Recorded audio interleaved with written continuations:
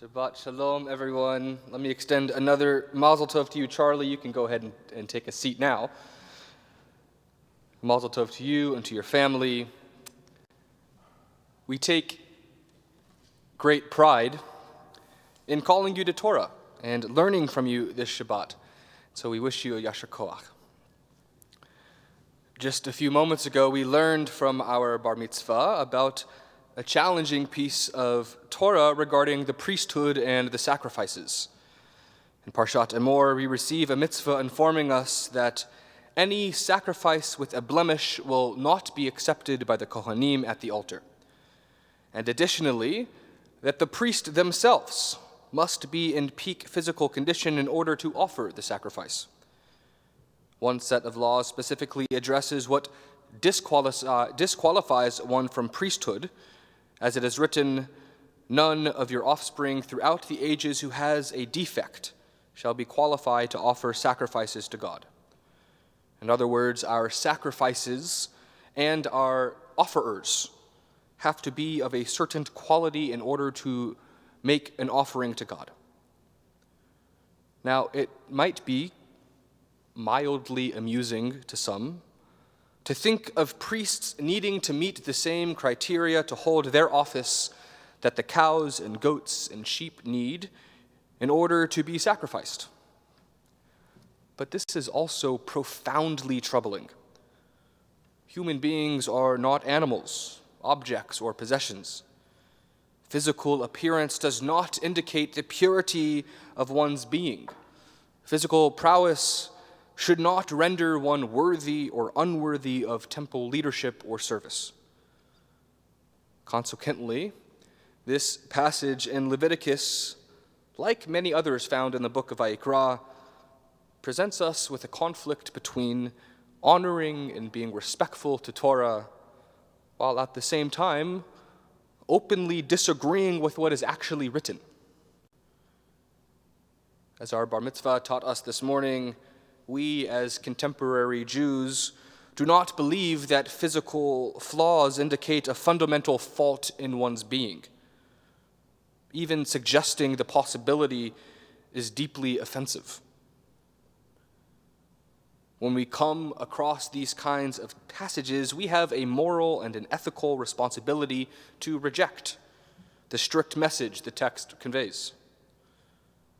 However, it does present us with an opportunity to understand how we as a people have evolved over millennia, just like the sacrificial cult itself. Certain things that were once considered acceptable are no longer practices that we deem viable today. And these kinds of difficult passages that limit the participation of those who have differing physical anatomies and abilities present us with an opportunity to interpret what the Torah is saying to reflect our contemporary morals and our modern needs. This is what makes Torah a living, breathing text. We cannot change what is said, but we as a people change throughout the ages, and therefore our understandings shift as well. At its core, the purpose of this kind of passage is to ensure that we offer God the best that we can, both in terms of what we are offering and in terms of who we are as offerers. And on a very basic level, this makes perfect sense. We would not want to pay $100 for a mediocre steak dinner, or take our car to an adequate mechanic who tells us up front that they will do a pretty okay job. We do not want to entrust a loved one into the hands of a surgeon with a passable reputation. We expect better for ourselves, and so too does God. As the Reverend Dr. Martin Luther King Jr. said, "Whatever your life's work is, do it well." This assumes, of course, that we do have something better to offer. The passage references flocks and herds several times. The flocks of animals belonging to an Israelite, flocks with some animals in better and some animals in worse shape, with the ultimate understanding that God requires the best of what we have, not to withhold the cream of the crop or instead offer a sick or injured animal that may have died otherwise. We are commanded to select with sincerity the most meaningful sacrificial gift and not pawn off the least of what we can get away with giving. We are also told that offerings should be made of our own free will, that we should take pride in our offering, embracing the opportunity to present the very best of what we are. The British scholar Isaac de Israeli observed that it is wretched taste to be gratified with mediocrity when the excellent lies before us. If we have excellence within our grasp, then that's what we should offer. We understand the sacrifices of our ancestors to be a form of a gift, a generous offering, albeit a commanded generous offering, but one that is made from the goodness of each person's heart. How many of us would be happy with a gift from someone who clearly and intentionally put in the least possible into that gift? How many of us would be pleased with a gift when its giver is counting down the minutes until they can move on to the next thing? For us, the gift is not that of animal sacrifice to God, but rather the gift is finding meaning and fulfillment in Judaism, and teaching our children how to find meaning and fulfillment in Judaism as well. Of course, there are times when we must acknowledge that we are not at our best, and when we must have compassion because others are not at their best. Often this is not at all due to a lack of effort or a lack of care, but instead due to a lack of resources or a lack of time, or because of overwhelming circumstances. We look to our current world and realize that many Jewish and non-Jewish and secular organizations have been coping with this very issue for well over a year now.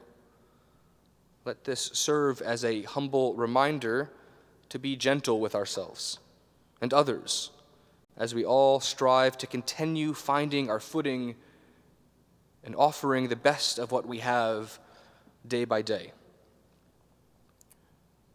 It is possible to be striving for our best while also acknowledging the time and circumstances impact everyone's outcomes differently.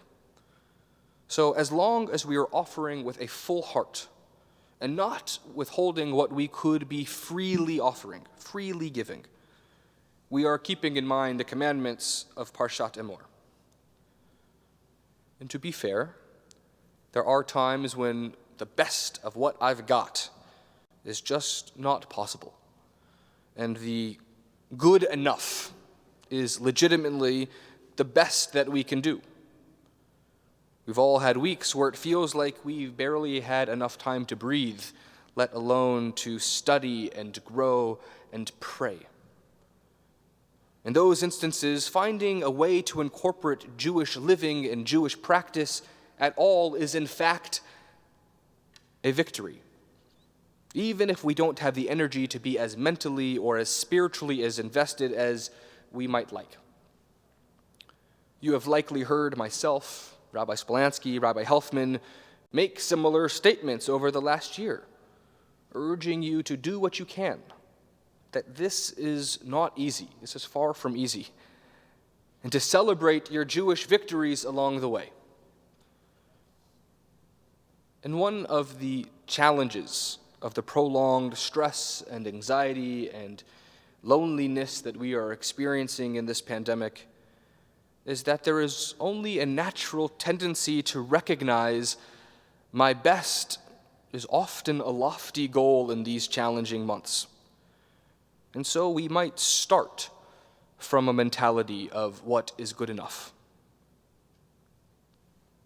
Reaching for what is good enough has its moments, but it should be just that, a moment in time. We must be careful to not grow perfunctory in our Jewish lives, to not normalize an exceptionally abnormal year. I'll push us and ask us, let us recognize, when are we saying, well, it's better than nothing? Or asking ourselves, what is the least that I can do to check this off my list? There is certainly moments for these statements. And right now may very well be as good as a moment as ever to say, good enough. The Torah gives us permission to be comfortable, and at the same time it pushes us out of our comfort zones. As we begin to imagine what our best might look like in the coming year, I urge you to be kind to yourselves, and when you can, dig deep and reach for your best. So what does this require of us? First and foremost, flexibility and patience. It requires intentionality and presence. It requires future-focused vision and self-reflection. It requires a recognition that when the Torah tells us who must be excluded from certain tasks or positions, that we must interpret the text liberally and authentically to make space for all to take part in a living Judaism. Most of all, it requires us to hold on to humility while urging us to strive for greatness. Whether we like it or not, we are all ambassadors of the Jewish people. How we live, how we behave, how we treat others reflects not only us as individuals, but on Jewry as a whole. Therefore, to strive to do our best as an individual Jew, we elevate Judaism as a whole, and along with it, the God of Israel. I will close with the teaching from the late Rabbi Jonathan Sacks, Zichrono Livracha, who lifts up a profound quote from William Shakespeare's Twelfth Night. Be not afraid of greatness. Some are born great, some achieve greatness, and others have greatness thrust upon them. Rabbi Sacks then adds, throughout history, Jews have had greatness thrust upon them. God trusted us enough to make us God's ambassadors to an often brutal world. The choice then is ours. How can our lives be a Kiddush Hashem, a sanctification of God's name? To have done something to the very best of our ability, even just one act in a lifetime. To make someone grateful that there is a God in heaven who inspires people to do good is perhaps the greatest achievement to which anyone can aspire. Shabbat Shalom.